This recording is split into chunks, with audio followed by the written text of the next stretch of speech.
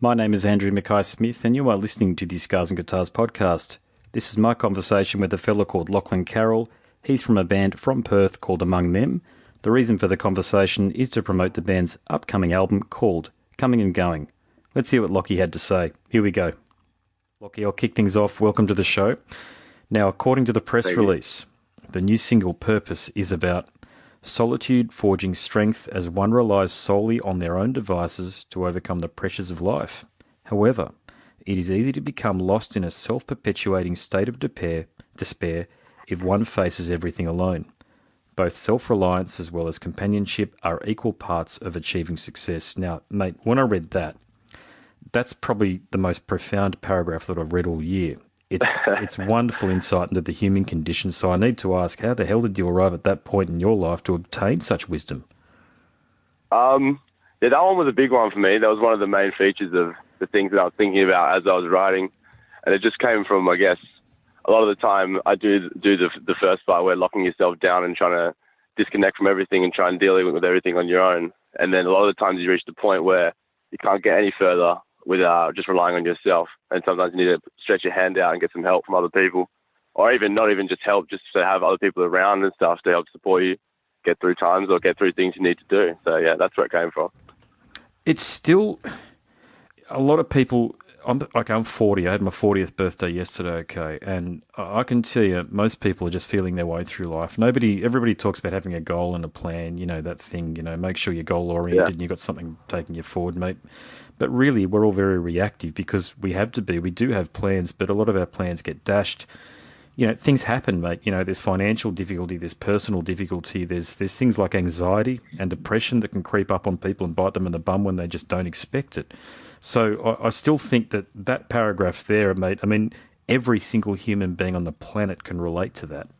So it says a lot about the sort of music that you're forging. Yeah, that was a big part of what I was doing. The anxiety thing that was a big thing for me as well. That's where like that kind of concept came from as a whole. And then a big thing for the album for me as well is a lot of the songs I've written from as like a first person perspective, but I'm more trying to convey a message from that I see a lot of people have. So it's maybe told from my perspective, but it's more of a thing that I see through other people and trying to convey it as me, but for everyone, if you know what I mean. Yeah, I do. All right, so you've got a new album coming out called Coming and Going. So what can listeners expect? Listeners can expect something a bit different. We're proud to say that we think that our sound is a bit unique. And although people try and label a lot all the time, we think we found something that's pretty cool and a good mix of the genres that we all listen to at our own times. And it's hard-hitting and fun and energetic, and yeah, that's what we think we bring to it. Yeah, gotcha. Are there going to be any surprises for fans of yours? Are they going to sort of listen to it, and is there going to be a few left turns in there, or is it pretty much what people expect in terms of the musical narrative that you've delivered thus far? No, yeah. Another thing we try to do is to keep it from being one of those albums where every song it sounds the same. It's just like one big blur. So we definitely have some curveballs coming through, some different sounds. So we're definitely looking forward to putting out all the songs so people can hear that. Yeah, where are you guys from in Australia?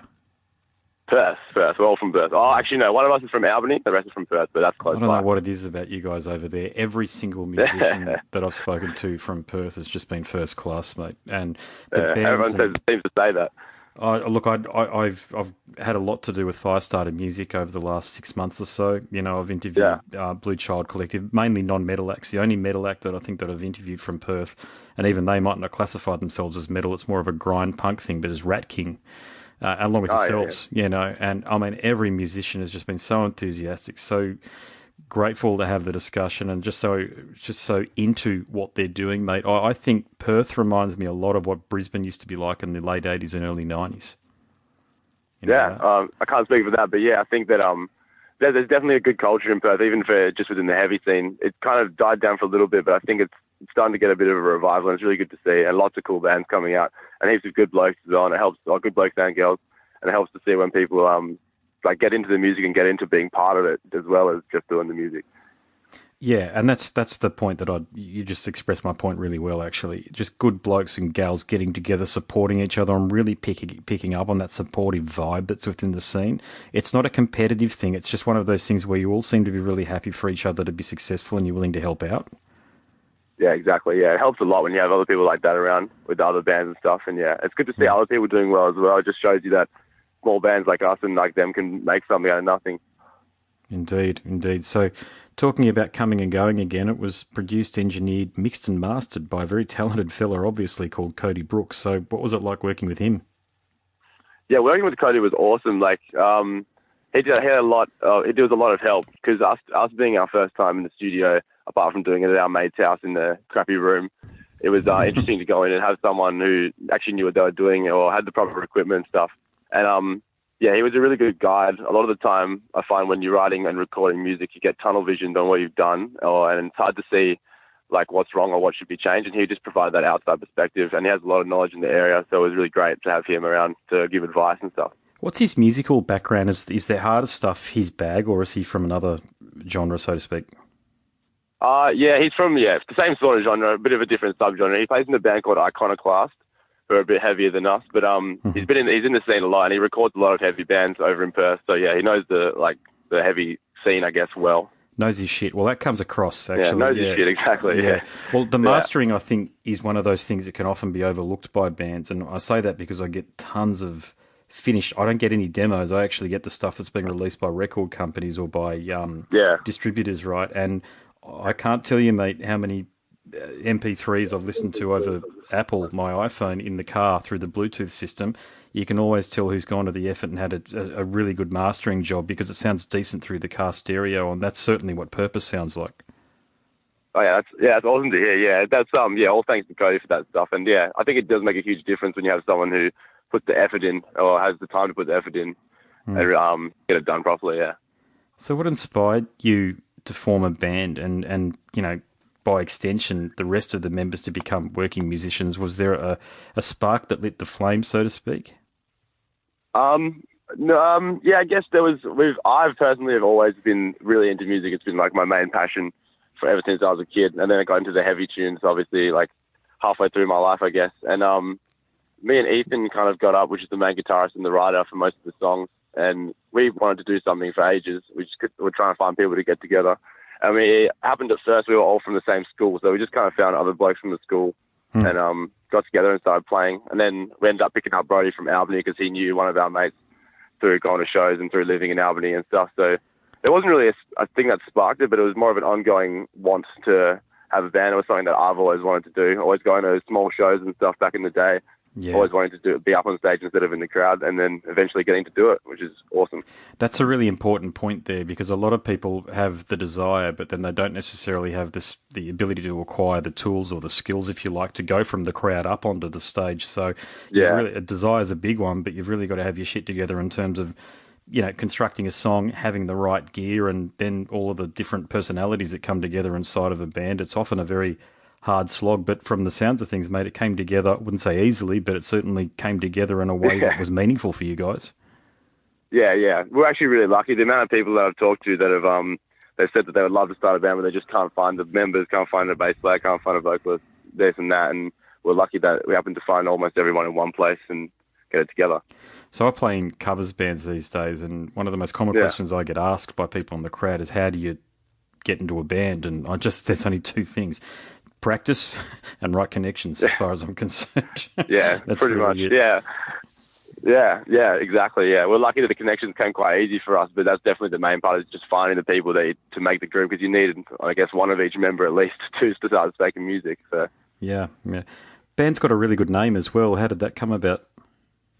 That's funny. The name was it was a really random choice. We spent a long time trying to figure something out. We had so many shit ideas, and then eventually I think I just brought it to the table, like not even sure if it would go well, and we ended up just sticking with it, and we've stuck with it ever since. So yeah, okay. Nothing too interesting behind that one. Yeah, no, it's a simple name, but it actually means a lot, doesn't it? I mean, it can. I think it actually ties in very nicely to that paragraph that I'm so impressed with, because it can mean a lot of different things to a lot of different people. It almost among them. It's am I among them? Are you among them? Are they among them? There's so many ways in different contexts that you can actually spin the band's name. So no, good on you for creating it. And mate, I'll ask you this now. interest from offshore and overseas. You know, I mean, you got your shit together as a band, and you sound like as though you got your head screwed on the right way. So, if a band from North America or Europe or so, or management came knocking and offered you an 8-week tour in those parts of the world, do you think you're in a position where you could take it? We would love to take it. The only issue we have at the moment is our university lives, but we've all had the discussions, and if it did come down to it, I'm sure that we'd be able to make the time and find a way. So that's one thing that we're all really interested in doing. So yeah, we'd definitely try and find a way to make it happen if we got the offer. So yeah, that's what I'm crossing the fingers for at the moment. Yeah, and what are you studying at the moment? I'm doing economics and Chinese at uni at the moment. Oh yeah, what's that? And I'm there right now. Actually, I've just walked out of the library to make this call. Yeah, it's funny. I'm going back to uni at the ripe old age of 40. Oh really? What are you going to do? Communications. I was a Telstra account executive for many years, and okay. I just came to the end of my road. And to be honest with you, I had no idea what I was going to do professionally. But I've always been, when I say always, been blogging for a couple of years, and the interviews have been picking up lately because I've had the time to do it. And it just dawned on me one night, why don't I actually pursue this as an actual career? Because there's actually a lot of growth in the industry. So you've already got it set up, you may as well. I might as well. So I've got it just depended if we could manage it with my family financially, and it looks like we can if I work really hard and get it done. And but mate, that's great. And mate, final question is, people want to get in touch with you and they want to listen to your wonderful music. How do they do that? Best way to listen to the music would be Spotify or YouTube. YouTube for all the film clips. That's got everything on it at the moment. All the songs so far are on both Spotify and YouTube, and the full album will be coming to Spotify and all the other listening outlets on the 27th of April. So Bandcamp, Spotify, YouTube are the best places to go for that. Good on you, mate. I really wish you guys all the very best. You've got a stellar sound. Thanks, You're an excellent band, and I think you guys could really go far if the things fall into place for you. Awesome. That's great to hear, man. Thanks for having us. No worries, brother. Thank you. You are listening to the Scars and Guitars podcast. My name is Andrew Mackay-Smith, and that was my conversation with Lachlan Carroll from the band Among Them. Really appreciate you listening.